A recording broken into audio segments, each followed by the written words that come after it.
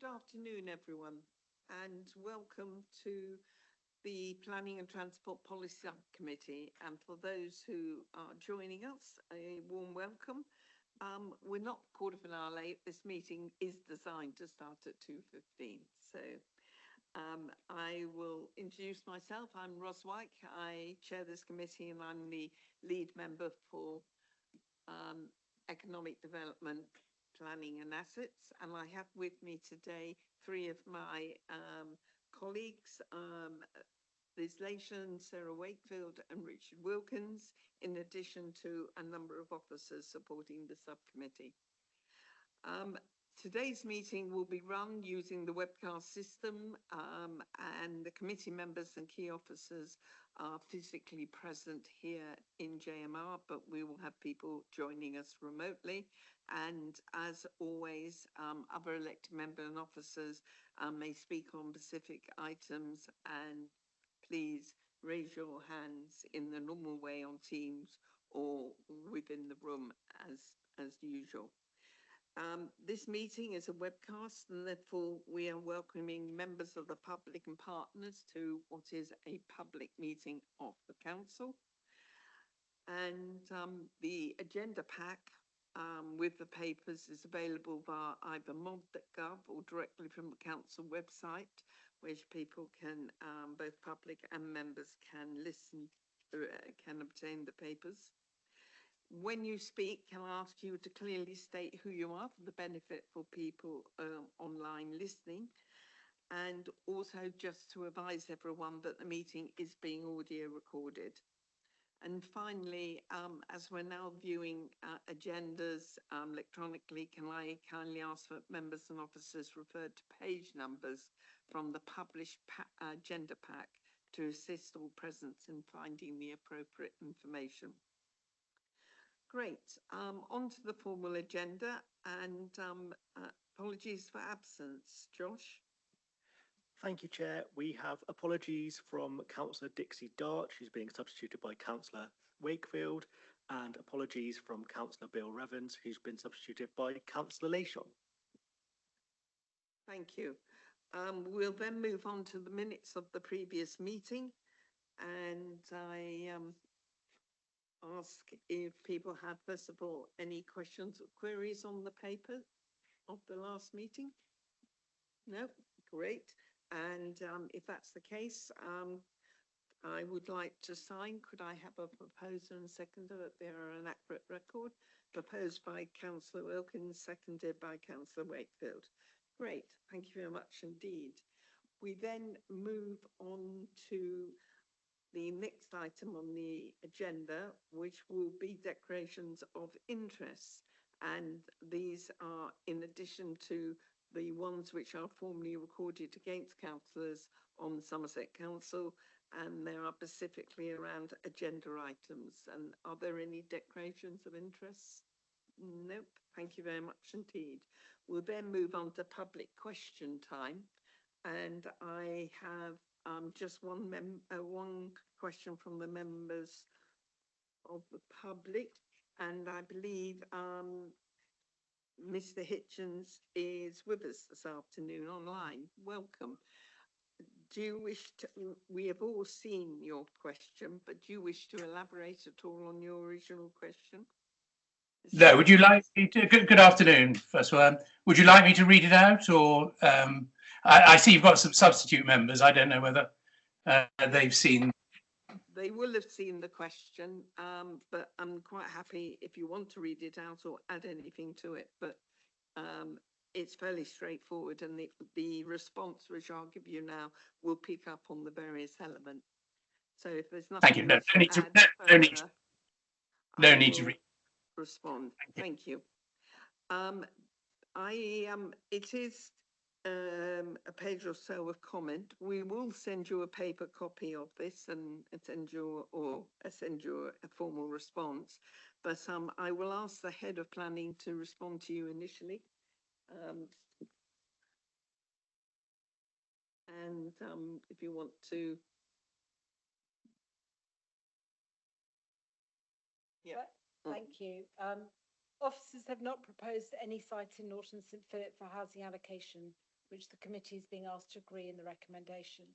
The council has considered and assessed sites NSP 13 and 16 through the production of the limited update and concluded that they should not form part of the plan as allocations. The sustainability appraisal acknowledges that any proposed development on these sites would have a negative impact against the relevant sustainability appraisal objectives.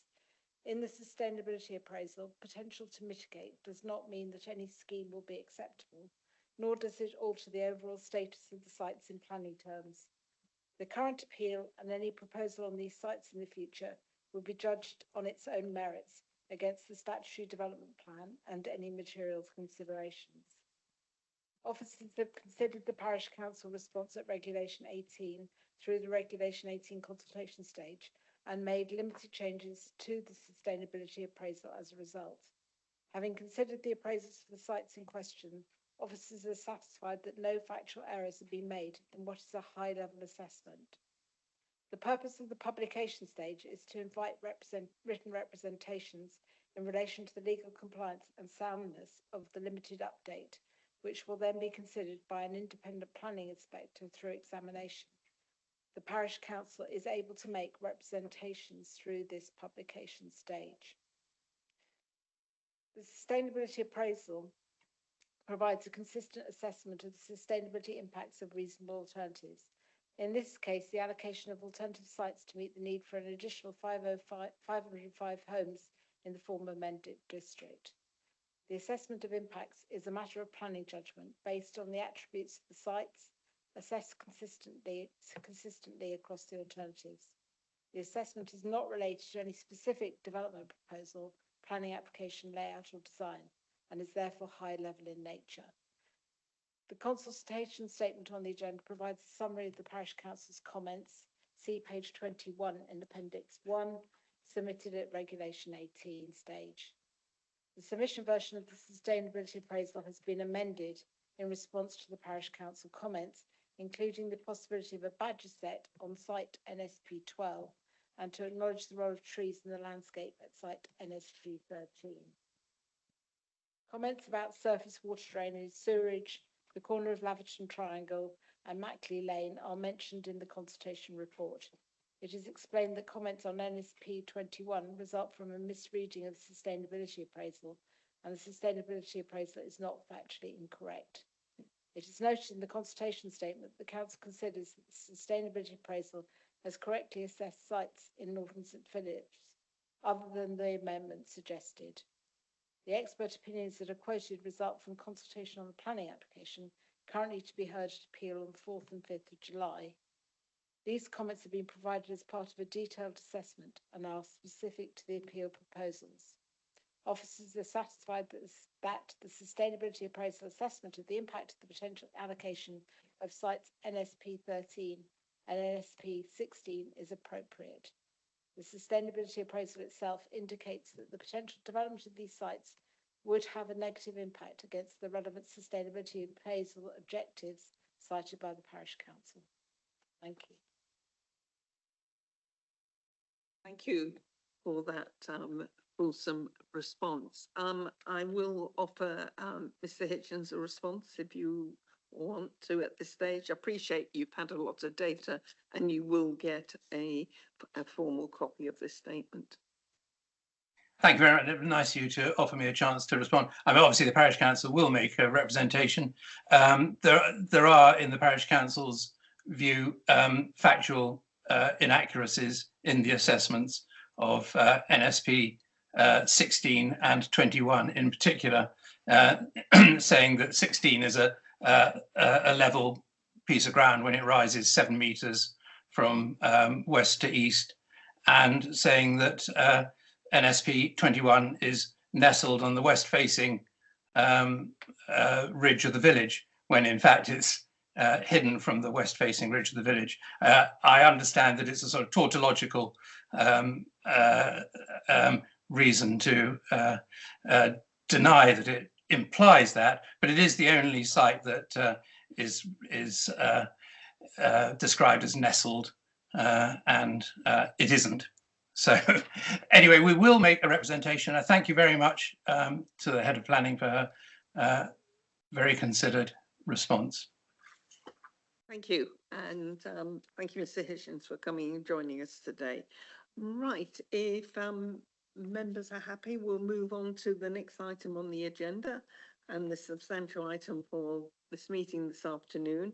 And that is the Mendip Local Plan Part 2 Site Allocation Review, the Regulation 19 publication version, which now will be for us to consider. And then we're asking for a number of considerations and recommendations, the 6 of them.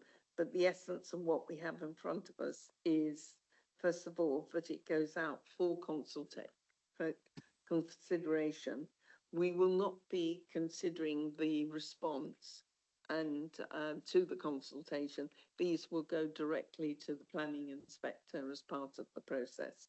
But at this stage, I will hand over to Andre Sestini, who with his colleagues have done a huge amount of work to actually get us to this stage, and hopefully within the demanding court timetable. Over to you, Ms. Andre. Thank you, Chair. So the agenda item, which starts on page 15, I think this is the stage where we're being asked, we're publishing the report to invite formal representations. Because there are quite a number of technical documents, they've all gone on the agenda. It makes for a long agenda pack, I'm afraid about that. But essentially, aside from the report, the 2 key appendices are Appendix 1, which is the consultation statement, and Appendix 2, which is the identified policies. And unlike the consultation stage we undertook in February, there's more detail here. You've got the actual site allocations, and they look in the form that we would hope them to be adopted in the plan post-examination. I mean, just to think very quickly, although you'll be familiar with the background to the limited update, what you're being asked to agree this afternoon is that next formal stage as directed by the High Court. So essentially, to proceed with this Regulation 19 stage, and then to submit that to the Planning Inspectorate. And you'll be aware we need to complete we need to start the Regulation 19 by the 30th of June, which in more practical terms means tomorrow. But there will be a 6-week period for representations to be made. And then we have to submit all that documentation to the Planning Inspectorate by the 30th of September. It's a fairly tight turnaround. And I think critically, this isn't a consultation in a traditional sense that we will go back and consider the responses and make changes to the plan. Some larger reviews do that, but given the timescales we've got and the scope of this exercise, we won't have the opportunity to make those representations, to make pre-submission changes, as they're called, and that everything will be dealt with by an appointed inspector once we submit. I think essentially the report sets out really the background to what work has been undertaken since that consultation. The consultation report provides a summary of all those who responded at the first at that consultation, and whether we've made any changes to the technical documents or we've considered they should be made as site allocations at this stage. And in essence, we've determined that most of those sites are really better considered in the Somerset wide plan, and the scope of this exercise is really can be achieved with the sites that we'd already identified at the earlier consultation stage. There is one site we have dropped. It's one that's actually substantially under construction. It's an employment site, so I think potentially that might be finished by the time we put the plan in for adoption. So that's why that site's been taken out. But the other sites are there as we actually produced in the consultation document. It's also, I think, fair to say we've also looked at the potential delivery from some of those sites above the 505. So clearly a number which are in the planning system have moved on. So that's clearly reflected in the report. In terms of the policies, I think it's fair to say that while some of those sites might have permission, I think it's incumbent on us to set out the policy detail as we would do in the normal plan. So it'll be a matter for the inspector how he treats that, but we have set out essentially each site as a self-contained policy, so they could be adopted alongside the existing Part 2. Fair to say we are not, I think, based on the advice that we've had from PINS and others, we've not made any changes in this publication stage to the adopted plans, so they remain as they are.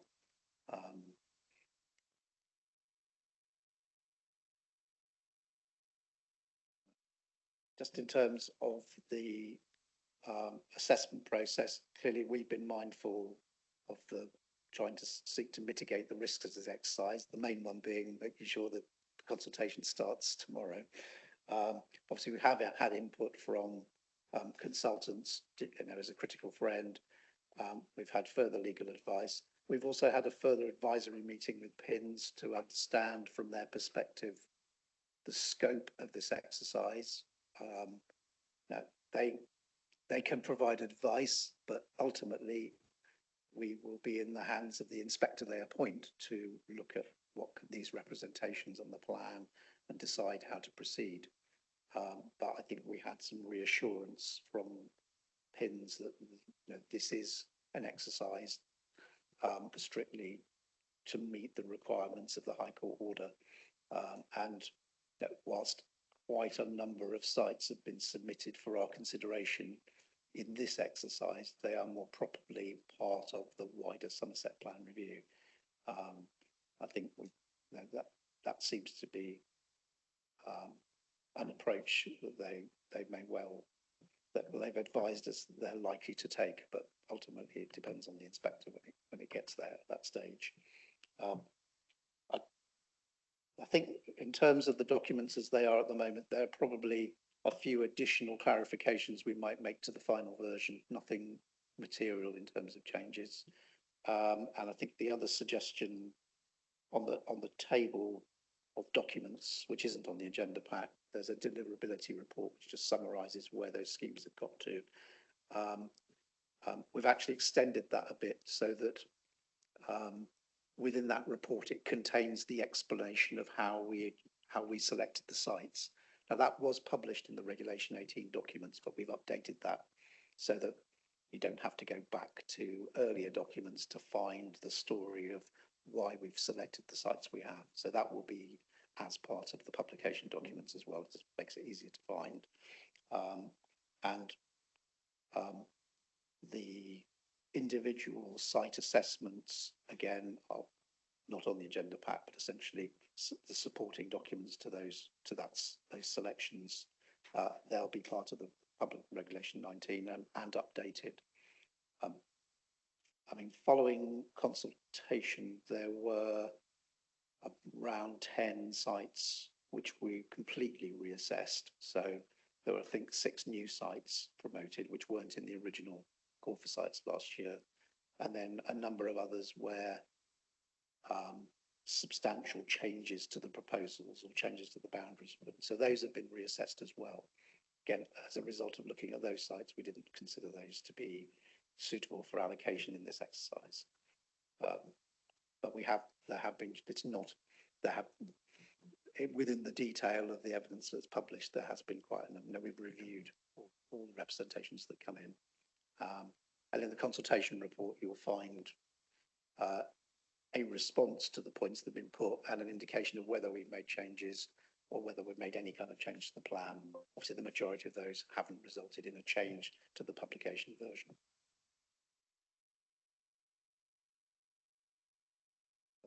I think that's it in terms of just explaining the background to the report.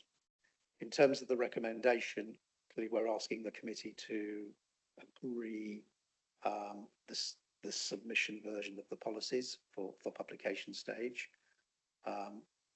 and effectively to agree and note the technical reports that go with that to meet the various legislative requirements. And then for that report to be submitted to the Secretary of State in September. Our task, once we complete the consultation, will really be to summarise there'll be another consultation report which will summarise the matters and issues in our view, but we won't be proposing changes to the plan. And we'll be anything that comes in at this stage is provided to the inspector in its original format, and we also publish those representations so that all parties can see what comments have been made. Again, they're redacted, so there'll be the names but no other details. So it won't be coming back to this committee before submission. And also part of the recommendation, we've just acknowledged that we will need to continue to report to the committee the progress of the examination as it proceeds. Normally what happens at submission is initially there'll be the appointment of an inspector, and then there'll be dialogue with that inspector about the matters and issues he wants to cover. He will look at the representations and also how long he thinks it might take to hold public hearings. I could say that the inspector, they have the option of not holding hearings if they don't think it's too controversial.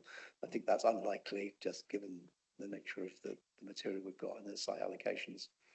But I would expect post-submission we'll agree, once we've got an inspector, the timing and what he thinks is important to be heard in public. There is a representation form online, which we will expect most people to use if at all possible, because it really helps with the planning inspector and helps them. But essentially, we will provide all the representations and a structured and ordered list of exactly the detail of those for the inspector to consider. But it won't necessarily come back to the committee. Clearly, once we get further advisory meetings, we'll report back on the progress, probably via verbal update or whatever is appropriate at future meetings of the committee. Thank you, Chair. I think that's summary and brief.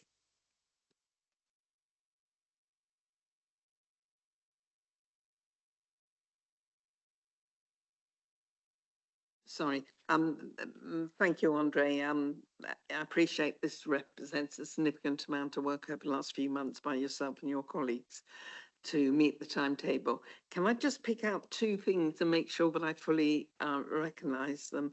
One is that what you're saying is what we're submitting is in addition to the current adopted plan, and therefore we are not amending the current part 2 or plan at all. These are additional documents. And secondly, I see from your submission that there's been quite a prudent approach to the building out of some of the sites, so that although the site may be allocated for 60, you've only taken 20 of the houses built out within the time period. And I think that gives us some comfort that we do have some leeway within the numbers, and to ensure we meet the 505. Am I correct on those two accounts? Sure. Yes, the trajectory estimates have been looked at again. Obviously, they reflect some of the progress of some of the original sites of consultation. So we've got some leeway above the 505, having looked again at those calculations. But they do, I mean, they're similar to how we approach 5-year supply. They do give time for schemes which are earlier stages of planning to make their way through planning. Clearly, some of the smaller schemes are easily capable of delivery by the end of the plan period. So we have taken that into account, and they're conservative estimates from my perspective of this. Okay. Maybe just Thank to you for that. add to that, Chair, we will be, between now and the examination process, we will be providing statements of common ground on all the sites to confirm the exact position, which may or may not be slightly different by the time we get to the hearing. And But you're right, we've got leeway. we've got leeway.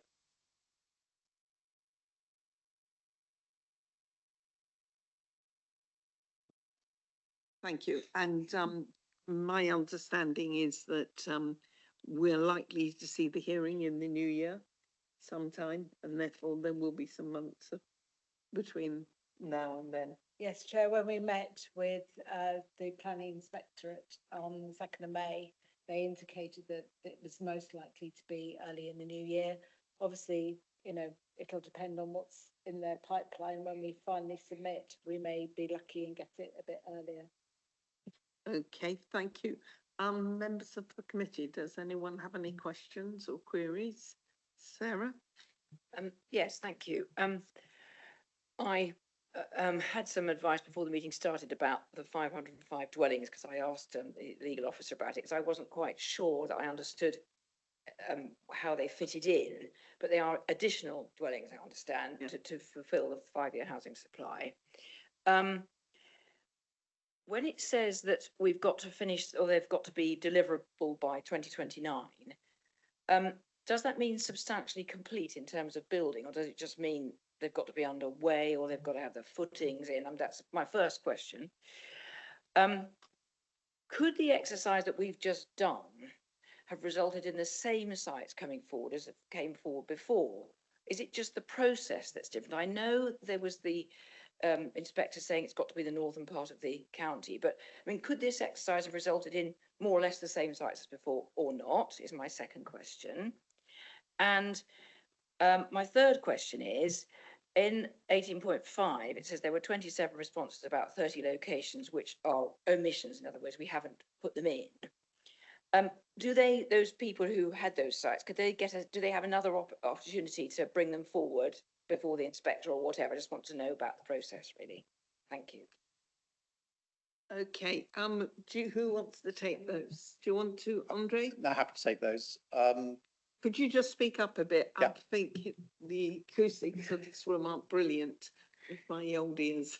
So, I mean, the inspector, I mean, the original order asked us to find sites capable of delivering 505 houses or more, and that history goes back very specifically to the legal challenge and the examination. It's up to the council to decide what makes that 505.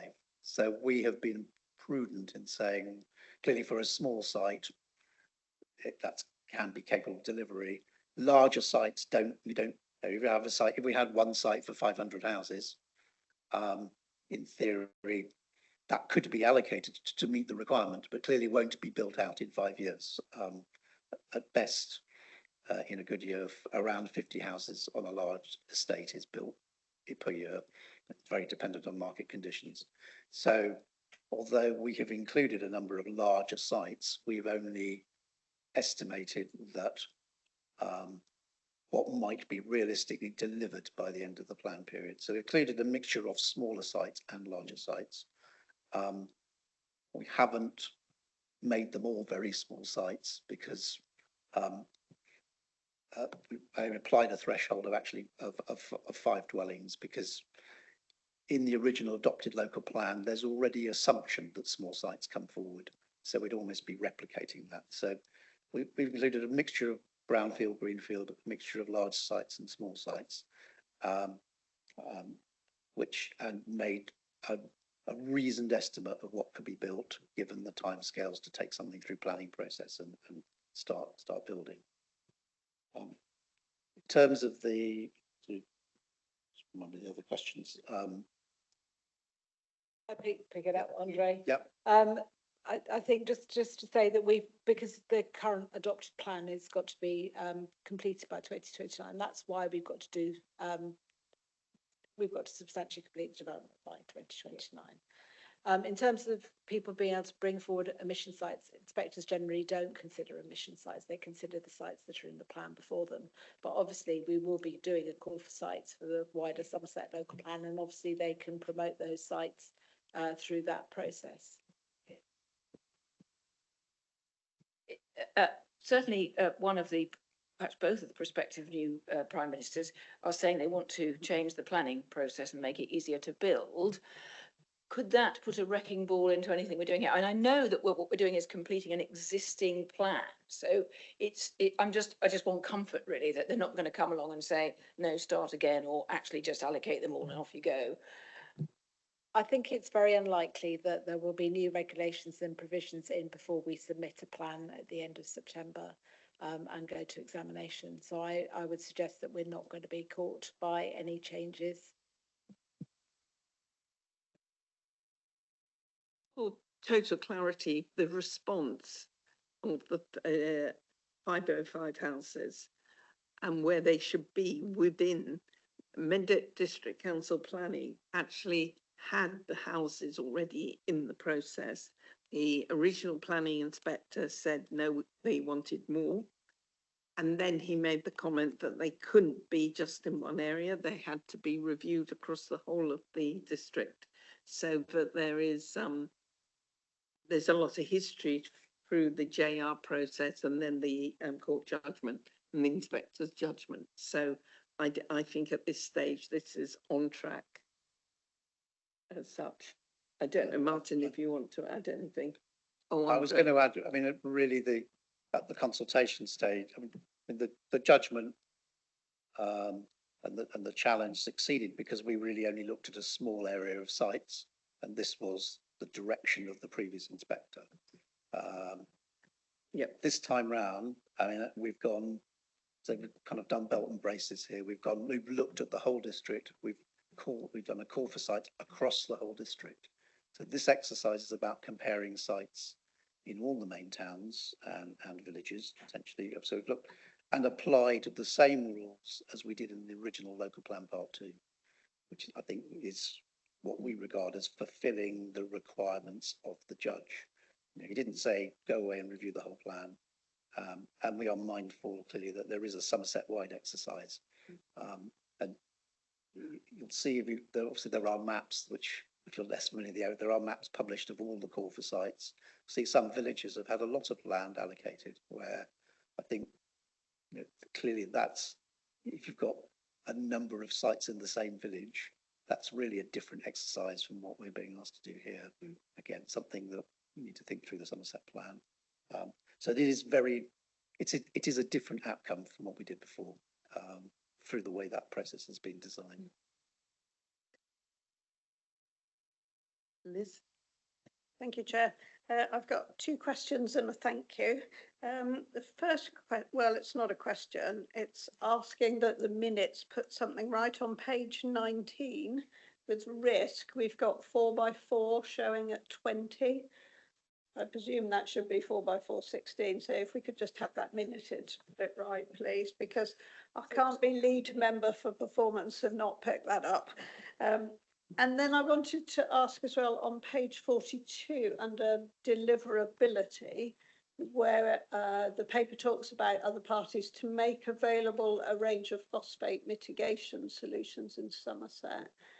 Are we perfectly assured that those mitigations that are now available to developers cover that, and therefore we don't have to consider what's shown in item 5 there?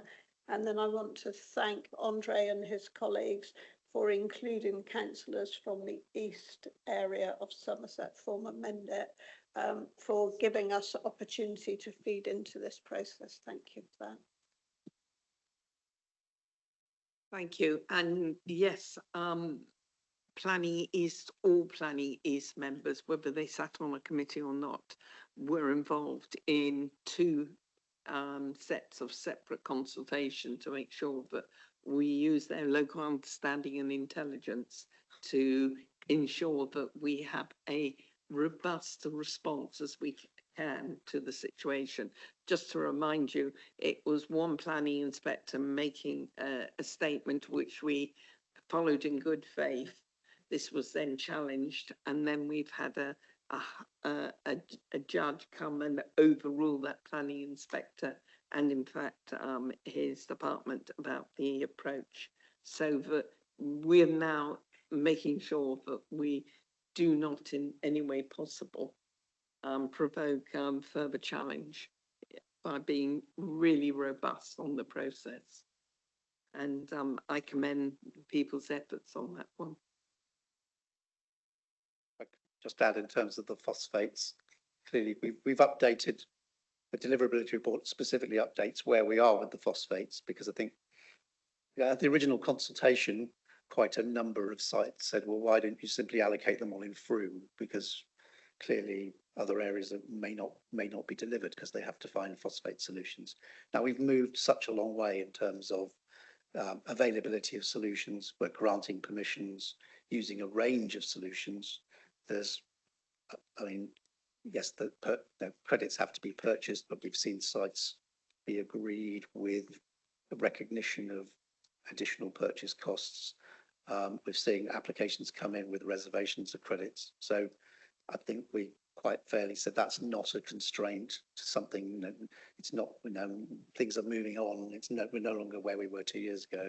So from our point of view of which sites we've identified, we haven't, you know, we've said credits are, we've included in the policy, they need to have a solution, but now we've got a range of solutions. We don't see that as a barrier to deliverability, or that they should be pushed out to